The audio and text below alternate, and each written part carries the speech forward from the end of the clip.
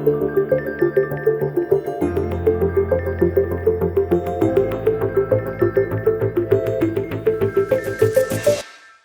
eu gosto muito de pensar que a inovação ela surge sempre para resolver problemas. Então, a gente tem que pensar o problema sempre para pensar uma solução relacionada a ela. Muitas vezes a gente acha que a minha ideia foi inovadora, enfim, ótimo, mas a gente tem que ver se ela de fato ajuda a resolver algum problema de alguém. Esse é o grande propósito da inovação. A gente fazer com que a gente dê alguns passos maiores em progressão para resolver problemas de pessoas. Né? Esse é o grande propósito. Né? Então, a primeira coisa que eu acho bem relevante a gente pensar quando está falando em problema é pensar o que é que incomoda as pessoas, as empresas, enfim, das nossas áreas. A gente aqui fala de evento, então a gente sempre junta muitas pessoas, enfim. Então, quando a gente pensa pela ótica do cliente, do aluno, do participante do evento, enfim, onde é que estão os problemas? Onde é que eles se incomodam? O que é que eles não sabem? O que é que eles gostariam de saber? E aí a gente percebe que esses incômodos são muitas vezes os grandes propulsores da inovação. Alguém se incomoda com algo e a solução disso é que permite que muita gente se engaje, se envolva, participe dos eventos, das aulas, dos conteúdos, enfim, do que a gente quer ensinar ou do que a gente quer aprender. O segundo ponto fundamental é quando a gente pensa em dados. Muita gente hoje diz que o novo petróleo são os dados. Né? Então, a gente tem que tentar conhecer mais sobre o mundo que a gente vive. Quer seja o mundo diretamente profissional que a gente exerce. Então, para isso é importante a gente pensar. Vamos tentar até trazer exemplos da parte de eventos. Né? Quantos eventos existem? Com que frequência as pessoas participam de eventos por ano? Quem participa mais, homem ou mulher? Estudante ou formado? Pessoas mais velhas ou mais jovens? Eles geralmente compram com antecedência os ingressos. Enfim, tem tanta informação que a gente tem acesso hoje, ou direto ou indiretamente, que a gente pode tentar utilizar melhor de novo, sempre pensando em resolver o problema das pessoas. Hoje a gente tem uma relação muito impactante e significativa com os dados, como a LGPD, enfim, que faz com que exija um cuidado grande com isso. Mas o principal ponto aqui hoje a gente já tem acesso à informação suficiente para tomar decisões melhores, quer seja no âmbito universitário, quer seja no âmbito das aulas, quer seja no âmbito dos eventos que a gente organiza aqui, ou que a gente permite que seja organizado dentro da Event 3, quer seja da gente mesmo, interno, para tentar descobrir o que é que a gente pode ajudar vocês para organizar melhores eventos. Né? Então, essa é uma preocupação latente nossa, a gente sempre se preocupa em permitir que esses dados sejam dados ricos e válidos para vocês, mas é muito importante que todo mundo pense sempre nessa questão de como a gente pode fazer os eventos melhores a partir do conhecimento que já existe por aí. Outra coisa importante é onde a gente se informa. Isso é extremamente relevante quando a gente pensa na área da gente, independente de qual seja, e tentar extrapolar um pouquinho isso. Eu gosto muito da teoria T, né, que é do conhecimento na barra vertical, o conhecimento específico da minha área, e na linha horizontal, o conhecimento generalista. Então, por mais que eu goste de, sei lá, odontologia, é importante que eu também conheça um pouco, sei lá, de fotografia, que eu conheça um pouco de história, que eu conheço um pouco de geografia, de design, porque cada coisa dessa pode não ter uma relação direta com a sua profissão, mas lhe permite ver o mundo de uma forma mais ampla. E quando a gente consegue ver o mundo de uma forma mais ampla, esses conhecimentos eles podem conectar, de alguma forma, com o conhecimento profissional da gente. Então é muito importante a gente se preocupar quando a gente se informa.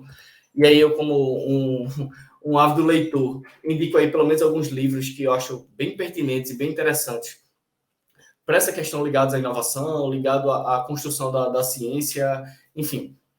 Então, 2 deles aí de Adam Gantt, que é Originais e Pense de Novo, um deles de uma pessoa que trabalhou com inteligência artificial no Google, esse chinês, Kai-Fu Lee, e tem 3 livros aí de Peter Diamond, que é Abundância, Oportunidades Exponenciais e O Futuro é Mais Rápido do que Você Pensa.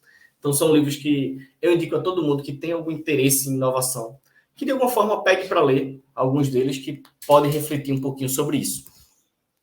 E aí uma coisa que eu sempre gosto de provocar é sobre essas mudanças. Eu comecei falando sobre o futuro, e acho que essa é a palavra que a gente sempre tem que pensar quando a gente está pensando em educação, como é que vai ser a educação ou o futuro de cada uma das profissões da gente daqui a 10, 15 anos. Porque quando a gente olha para esse reflexo do futuro é que a gente consegue mexer no presente agora, já pensando nele, né? De novo, né? Tem a fase de Yuval Harari que diz que a gente é muito melhor em construir a tecnologia do que em saber utilizar, né? Mas isso parte da gente saber utilizá-la de forma mais adequada. Então, quando a gente olha para o futuro da educação, das profissões, é muito interessante que a gente pense, e Murilo Gun fala bem legal, que ele fala sobre bola de cristal, né? Ele diz que a gente tem uma bola de cristal que é os Estados Unidos, né? Então, quando a gente olha para os Estados Unidos ou para a Europa, enfim, a gente percebe algumas mudanças que estão acontecendo lá que daqui a alguns anos chegam aqui. A gente é muito inovador e revolucionário em algumas coisas, mas as principais tecnologias, em geral, vêm de lá. Então, quando a gente percebe uma universidade americana fazendo alguma coisa, enfim, a gente pode tentar entender ou perceber se aquela mudança vai nos afetar daqui a alguns anos. E a gente, de alguma forma, já antecipar e já prever algumas coisas ligadas a isso. Então, a gente tem uma coisa bem interessante ligada a isso. Mas alguém aqui pode olhar e dizer, pô, Renan, eu não sou criativo, não me acho uma pessoa criativa. E aí, a próxima açãozinha dessas que eu vou explicar é uma ação que o Murilo Gun apresenta como combinatividade.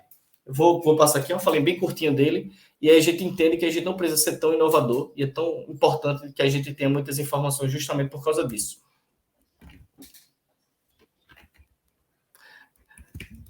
Até antecipando, né? Eu acabei pulando um slide. Esse daí, por exemplo, já é uma relação de mudança com relação à realidade virtual e realidade aumentada. Olha como seria bem mais fácil a gente aprender física ou química desse jeito. É uma carta que aparentemente não tem nenhuma informação de verdade, mas com o óculos de realidade virtual e a relação com realidade aumentada, a gente consegue fazer com que a criança, ou enfim, até o adulto, né, aprenda sobre química, por exemplo, de uma forma bem, bem clara e bem fácil. Tinha uma molécula de oxigênio, duas de hidrogênio, juntou, quando ele aproxima, vira uma gota d'água, inclusive ali embaixo está dizendo, ó, aproxima da webcam, que aí vai se transformar, e foi isso que aconteceu. Quando afasta, a pessoa consegue mudar lá o objeto, mudar a questão química, para que a gente consiga, de fato, entender e aprender um pouco mais de uma forma que a tecnologia seja, de fato, efetiva para o ensinamento, né, de alguma coisa. E aí agora ele já vai fazer uma outra substância para a gente perceber que essas tecnologias elas podem ser extremamente úteis para a educação. Cabe a gente saber como utilizar da forma mais adequada, né? E aí, enfim, esse videozinho acabando.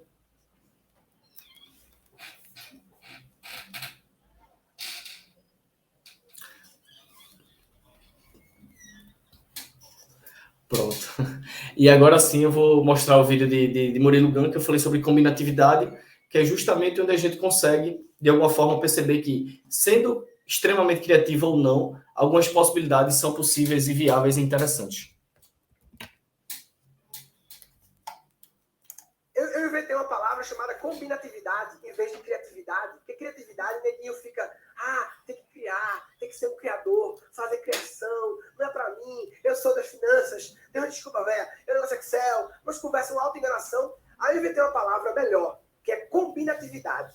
Basta combinar, não tem que criar nada. Nada se cria, tudo se combina. Tudo, toda solução criativa, todo produto, todo serviço, é sempre a combinação de outras soluções criativas misturadas. Então, assim, o homem inventou a roda, criou a roda do zero, a criação original, porque em algum momento o homem estava na floresta, tinha lá os coqueiros. Os coqueiros tinham coco. O coco batia o vento, o coco caía. Quando ele caía, o coco rolava. Hashtag fica a dica aí, ó. E aí, por isso é tão importante a gente pensar nessa questão de combinatividade e ter acesso à informação. Quanto mais acesso à informação, por isso a teoria do T, né, de conhecimento generalista também, mais coisas me permitem. O que acontece na área de medicina que pode influenciar na de odonto, que acontece na área de direito, que pode influenciar na área de letras, o que acontece na área de engenharia da computação, que pode influenciar numa disciplina de educação física, enfim. E aí a gente percebe o quanto de conexões são possíveis quando a gente está aberto a combinar informações, combinar conteúdos, perceber uma tecnologia que existe num canto e a gente trazer para outra, enfim.